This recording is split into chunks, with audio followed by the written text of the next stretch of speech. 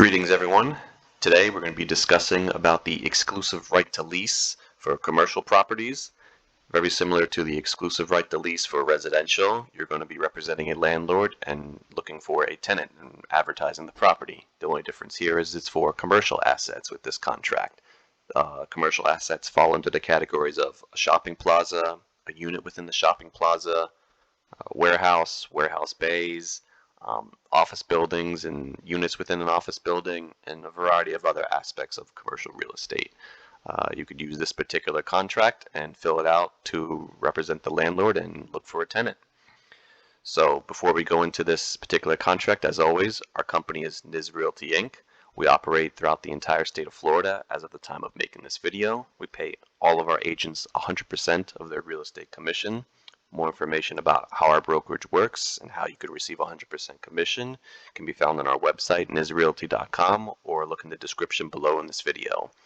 Also, if you're new to the channel, please consider subscribing. It doesn't cost you a single penny. It's completely free to subscribe to our channel, and you get updates to all of our videos and contracts completely free, and you get more information about all the videos that we put up here.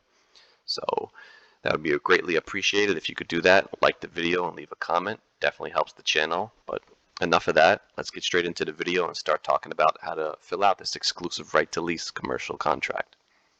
So, as always, we begin with the parties information up top. The owner.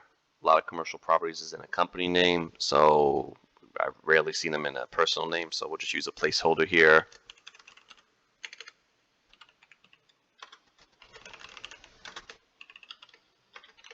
Just put that as a placeholder for the company name. The broker is always going to be your company name. You don't put your name here. You put the company name that you work for. So in this instance, let's put our company name. And then the authority, right to lease, you put the time frame here. In the state of Florida, these contracts cannot exceed 1 year. So the date of making this video is the 21st of August 2024. If the longest you could do this lease for is up to the 20th of the following year. So you can't do contracts longer than an annual period, but it's a common mistake that realtors put the 21st as the end date. They think that it goes from the 21st to the 21st, which is incorrect. It ends at 11:59 p.m. on 1 day behind it, right before midnight. So it would be the August 20th. Same if you're doing September 1st, 2024, it will expire on the August 31st of the next year. It's 1 day behind. So simple enough there. The street address, you want to put the full street address. Let's just put a placeholder. This is a little bit different from residential properties. So let's put something here like this. If it's a warehouse bay, you want to put the number like bay 45. You can also put a number sign. If it's a unit within a shopping plaza, you also want to put the unit there as well. You could write it as unit number 4 or 3. If it's an office building, you want to include the unit number if it is a unit number that you're leasing out. And if you're doing multiple units within a shopping plaza, I suppose you could list all of them here. A lot of times I've made separate contracts for each specific unit, but you could include the multiple units like unit 3, 4, and 5 here if you're doing multiple different units.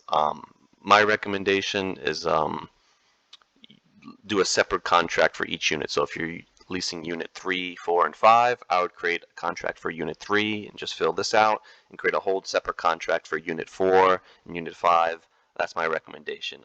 If you're a member of our brokerage, that's how I'd want you to complete it. If you're not a member of our brokerage, you could consult your broker for further advice as far as if they want to include it all in one contract. My recommendation is to separate them for each specific unit. Have a separate contract for each unit that you're going to be advertising. So let's say we're doing unit 3 today, Miami, Florida, and write the full city, state, and zip. Do not exclude that information. I know it sounds silly, but a lot of realtors I know don't include that information. So make sure you write the full city, zip, state, and the unit number or the bay, whichever it is that you're working for. Legal description, I'm going to leave that blank for right now. You get that from the public records, so it's usually something long. You may need an additional document to include the full legal description, so I'm just going to write a placeholder here for the legal description. Personal property, if there's any machinery, inventory, supplies, anything being included within the lease. Maybe there's some fixtures. If you're leasing a restaurant that may have some type of equipment, ovens, freezers, or anything like that, then you would list it here within this particular area. The property, is it or is it not currently occupied? If it is, you write when the lease term ends. If it's not, if it's unoccupied and vacant, then you could just mark this one and move on from there. So we're going to move on from there into the next paragraph, which is probably where a lot of the questions start, is the rental rate per square footage. So usually with commercial properties, it's not like residential rentals where you'll have let's say a condo for lease, and it'll just be, let's say, $1,500 a month, $2,000 a month. That's typically how it's done. It could be done in other ways. You can lease residential assets per square foot, or like semi-annually, but most of the time it's a monthly payment in most situations with residential real estate. In commercial, most of the time it's done per square foot. So if you have a unit that's 2,000 square foot, let's say you're charging $15 per foot, $20 per foot, you would put that here, and you have to do the calculations. If it's $20 a square foot, 20 times 2,000 square feet, and then you do that calculation, multiply it by the year or divide it, whatever you're looking to do, but you do the calculation based off per square footage. I'm not going to go into too much details from there. I'm just going to write the amount here that you do it per square foot. If there's additional terms, you could write the additional terms here. A lot of times I've written the additional terms here, how much the CAM fees are. I'm not going to get too much into CAM fees. If any of you are interested in like discussing about all the additional fees like CAM fees, insurance, real estate taxes, all the other triple net fees or anything else that's involved with commercial properties, if you're not familiar with it, just leave me a comment in the video asking for that information. I could definitely put something up on YouTube, another video discussing that, but I want to keep this video as short as possible. Maybe I'll just write in CAM, taxes, insurance, etc. Oops, there we go, etc. So we're just going to put that there, $20 a square foot, and we're going to move on to the next section. But to summarize, commercial properties are per square foot, $20 a foot, whatever you put here, and then there's also additional fees I like to list here, but that's at your discretion. Let me know in the comments if you want me to discuss more about this, and I'll make a video discussing that. Moving on, broker obligations. There's certain boxes here that I like to check mark, and there's certain ones that I don't check mark. I'm not saying that's right or wrong. This is just my professional opinion as far as what I like to do when I'm doing commercial properties. I always check mark the first box. Commercial real estate, I always like to put a big sign in front of the property or some type of signage with my information for rent and the company information. The second box, use an owner's name and connection. I usually never check mark this. In the state of Florida, everything's public records, so you could search this information up. I don't like to check mark this. It's not necessary, so I skip over it. Use a lockbox system. You can, if you're going to put a lockbox on the property.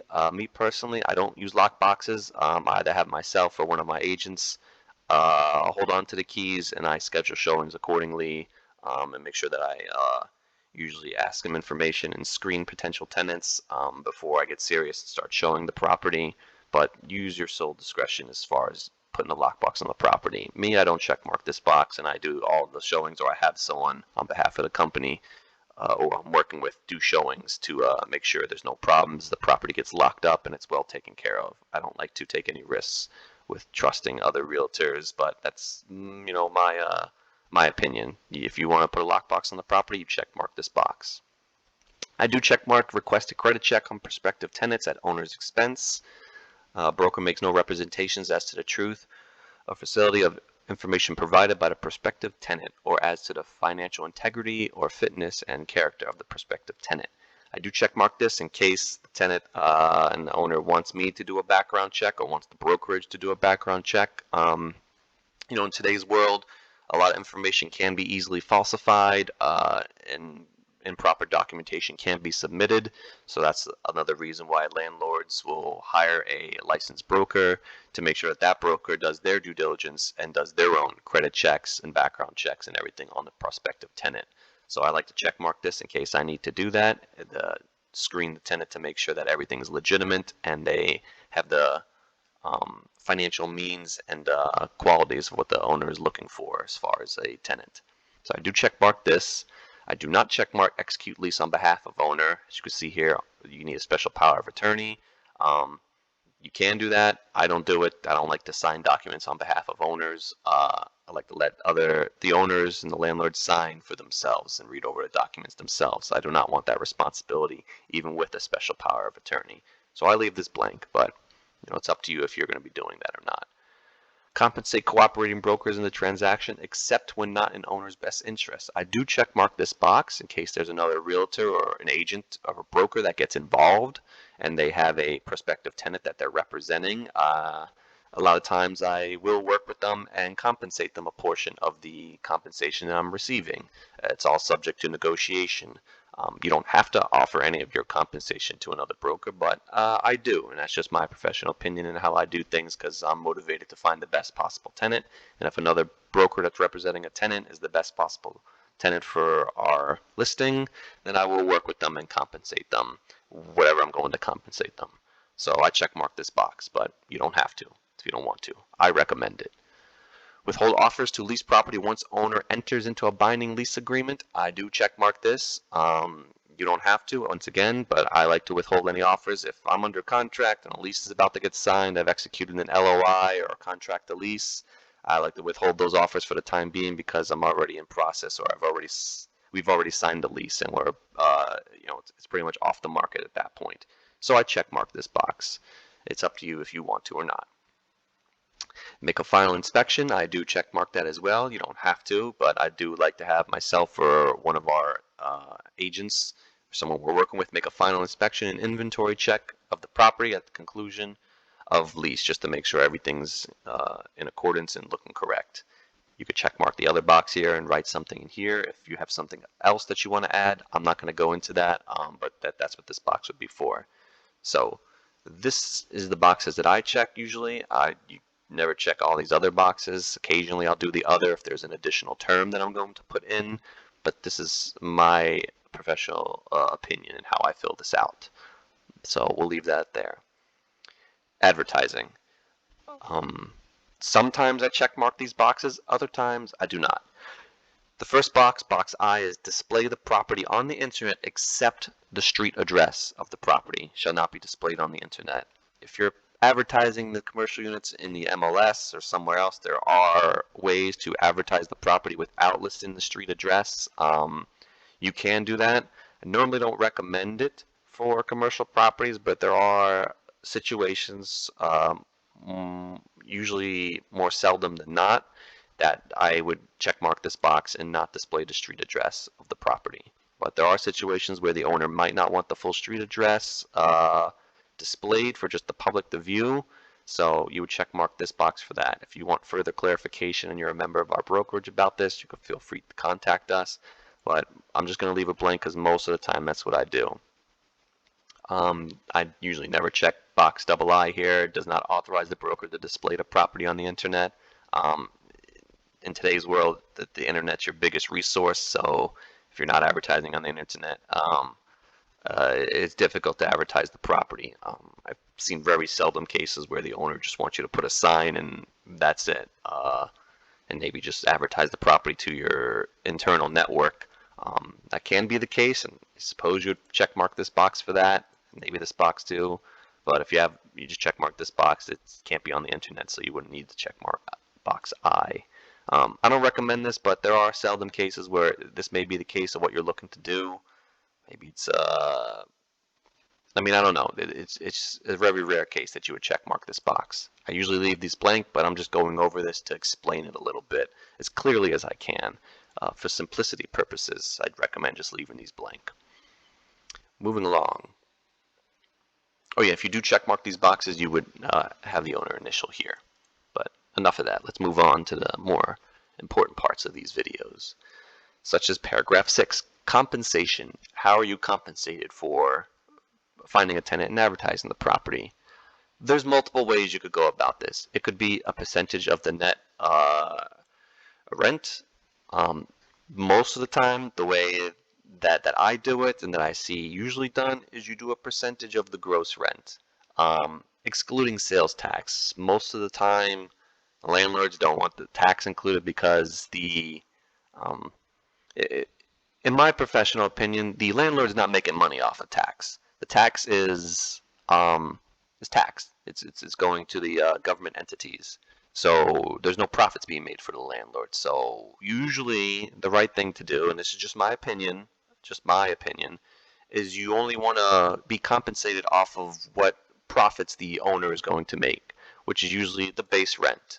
So I usually exclude sales tax, and you could go off the gross rent, and you put what you want here. And it could be anything that you want. I'm not going to say what's like a standard or what's the amount there.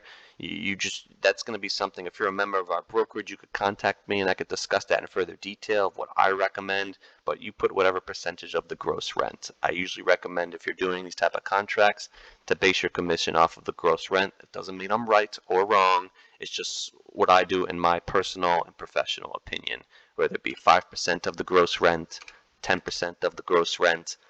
That's completely up to you. For the purposes of this contract, let's go somewhere in the middle there and write 7% of the gross rent. You could do a percentage of the month's rent. You could include it in this paragraph here. You could do a flat fee and not do anything off of the percentage and just do a flat fee of whatever, $10,000, whatever the flat fee amount is. Usually excluding sales tax is what I'd recommend if you're going to include any of these, but you don't have to. You could include it. It's just my opinion that I usually base compensation off of whatever profits the owner is making, because they're not making any money off of tax. So, but that's just my personal and professional opinion. They have this box here for the total purchase price. This contract's for lease. So I usually don't ever fill this out. There's a separate contract for sales. You could check mark this box or the other for see attached custom commission writer. And if you want to get things in further detail, I'm not going to go over that. That's something usually you might want to get an attorney involved if you're doing anything custom like that. For the purposes of this video, I'm just going to do what I usually do, which is off of the gross rent and the percentage amount. You put what you want there. For the purposes of this video, I'm leaving it at 7% excluding sales tax. Next, broker's fee is due. You could check mark either of these boxes in full, in the full amount per paragraph 6A upon execution of lease, sales contract, or other transfer agreement. That's fine. You could check mark this box, so when the lease is fully executed, your compensation is due. A lot of times I do box 2, half the amount upon execution of the lease, then half the amount upon occupancy, when the actually occupancy of the lease begins. I do that from time to time. It's whatever you and your client is comfortable doing. You could check mark of closing and commencement of said agreement. Either of these boxes works. I've used both in the past, and I probably will use both in the future as well. You could have it paid in full, or you could do it half and half upon execution of the lease, and upon occupancy is usually how I would do it if I'm doing the half amount. For the purposes of this video, I'm going to do this box half upon execution of the lease, and the other half upon occupancy. Once again, there's additional spaces. I'm not going to get into that. Leave that alone. If you need further information about that and you're a part of our brokerage, you could contact me and we'll go over that in more detail. Moving along, renewal or extension. Seller shall also pay a broker commission in the amount equal to whatever the percentage of the net rent. Usually fill this out, a percentage of the gross rent. For any renewals. Renewals covers if the tenant does a 5-year lease and they renew after their 5 years for another 5 years. Then if you fill this out, you're due a renewal, let's say of 7% of the renewal. So if you get 7% of the gross for leasing the property and it's a 5-year lease, 5 years later, if they renew that lease, you'll be paid for the renewal or the extension of 7% of the gross. And there's also these other boxes if you filled out the other compensation terms, but we're going to stick with what we're doing here, gross rent. for a renewal. You don't have to fill this out. Sometimes I leave this blank, especially if the client requests it. They don't want to pay for the renewal, so I would leave this blank in such circumstances. Expansion. In the event any lease amendment is executed expanding the area covered by the lease, owner shall pay to broker a commission in the amount equal to blank of compensation option selected in paragraph 6A. This discusses expansion. I'm not going to really go into too much detail about this. This is something that is usually seldom filled out, but or happens. But if you're a member of our brokerage, you could contact me and I'll go over the expansion paragraph here. For right now, I'm just going to leave it blank, assuming that's not going to happen. I will fill out the protection period. I usually like to put 180 days. You could read through this paragraph. You could put whatever you want here, 60 days, 90 days. I put 180. That's my opinion. Moving on. I believe that's it as far as filling out this contract. Yeah, there's the dispute resolution. I always recommend everyone initial this, the owner, listing associate, and broker. It's a good paragraph to initial. Cooperation with other brokers. In this particular contract, it doesn't really state like how much you would be splitting your compensation or offering to somebody. So it's really up to negotiation and to sign a separate agreement if there's another broker involved and you're splitting the compensation or dividing it or paying a certain amount of your, what do we put here, 7%? If you're given a portion of that 7% away, that's for you to negotiate. If y'all want another video about that as far as how to negotiate with commercial properties, as far as paying a compensation out or splitting it, let me know in the comments. I could look into making a video discussing that. But for right now, I'm probably going to end this video soon because that's pretty much this entire contract. Of course, you have everyone date, sign. You can fill in their information here. As the authorized associate or broker, you sign and date down here. You can fill in the information. Remember, every page has initials at the bottom of it, so initial each page, initial each page. And I highly recommend dispute resolution. You initial this paragraph with all involved parties. And that's pretty much it. That's the exclusive right to lease for commercial property. There's a couple of things that I had to get in further detail, or also didn't get into further detail to explain, because I don't want to make this video extremely long. If there's anything that you want me to go over, such as the CAM, taxes, insurance here, or dividing compensation, or different ways to do compensation or anything like that, feel free to let me know in the comments. I'll be more than happy to answer your questions as best as I can in a reasonable time frame. If you're a member of our brokerage, you could always contact us. We'll be happy to assist. So I hope this video was helpful, and we'll see you in the next one. Thank you.